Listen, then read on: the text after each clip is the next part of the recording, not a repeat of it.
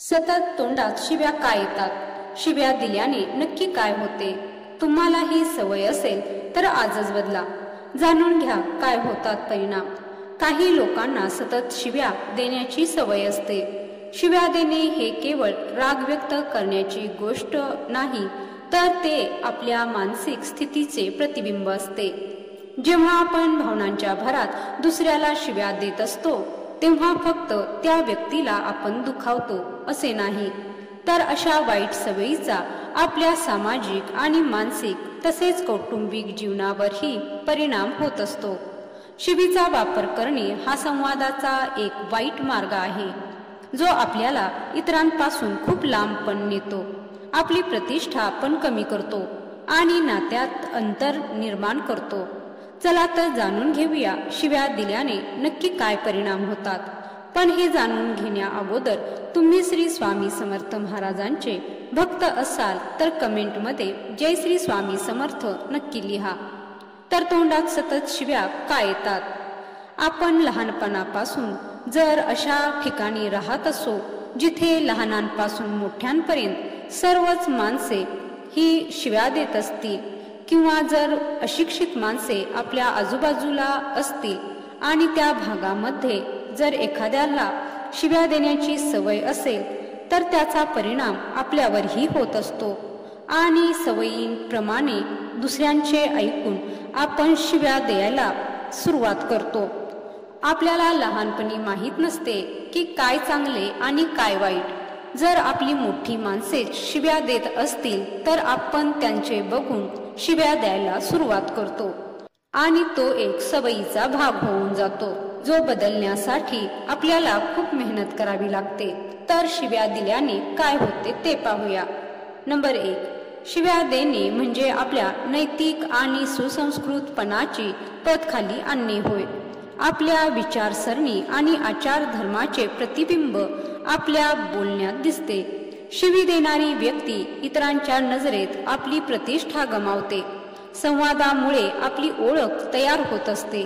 त्यामुळे शिवीचा वापर टाळल्यास आपण आपल्या व्यक्तिमत्वाचा दर्जा उंचावत असतो.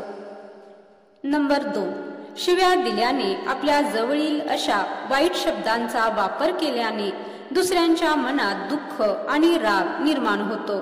त्यामुळे नात्यात तणाव येतो. एखाद्या कुटुंबातील सदस्य किंवा नवरा बायकोला सतत शिव्या देत असेल तर त्यांच्याशी आपला संवाद आणि विश्वास हरवतो. त्यामुळे नाते बिघडण्याची किंवा तुटण्याची दाट शक्यता असते. 3, मनात असंतुलन निर्माण होते. शिव्या देणे ही नकारात्मक भावना बाहेर पडण्याची पद्धत असते.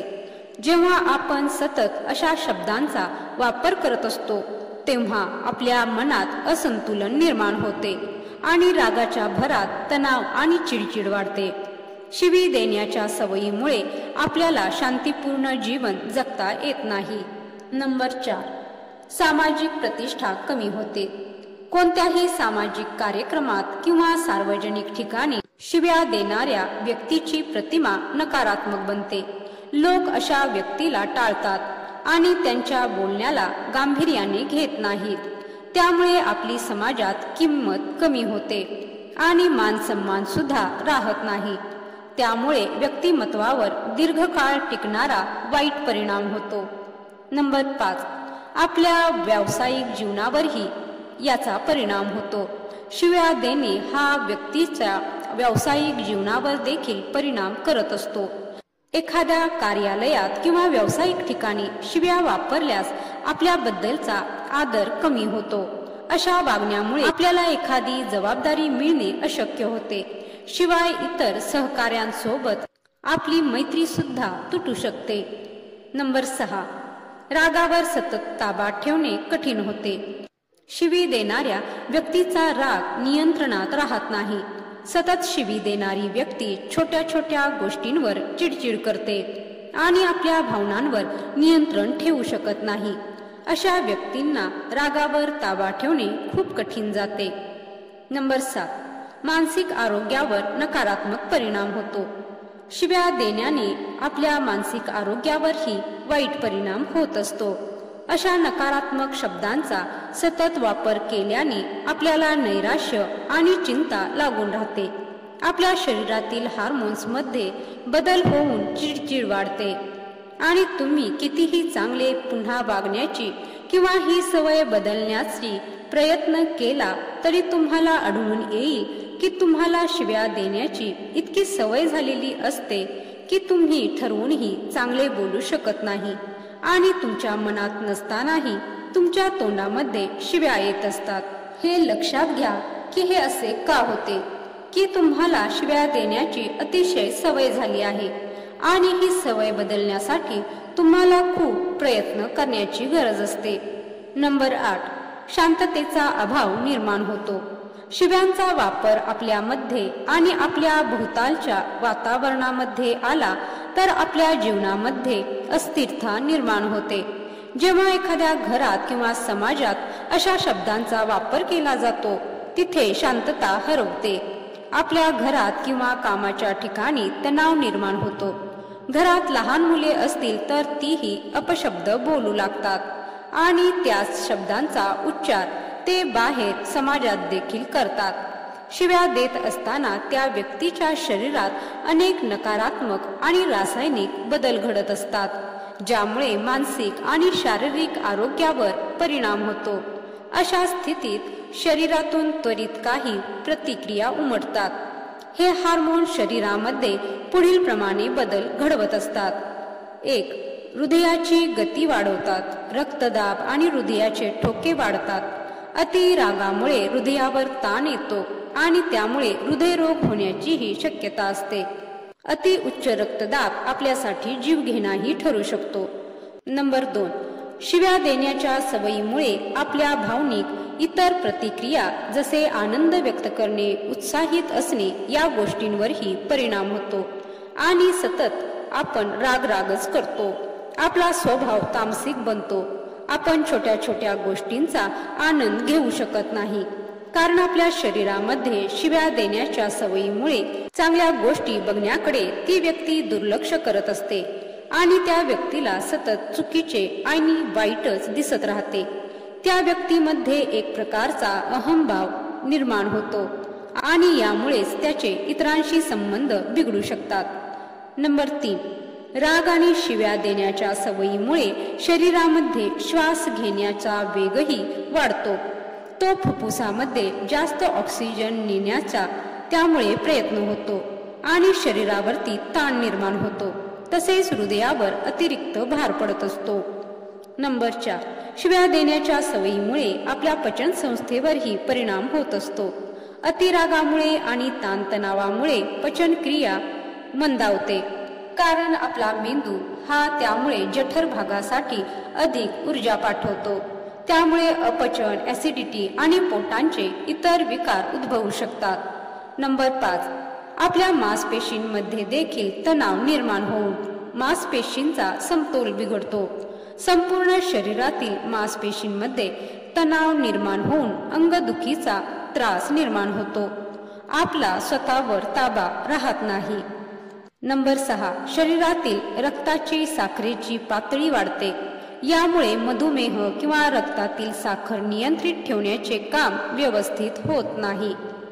थोडक्यात आपल्या संपूर्ण शरीरावरच शिव्या देण्याच्या सवयीमुळे नकारात्मक परिणाम कळत न कळत घडत असतो आणि आपले शरीर हे कमजोर होत असते.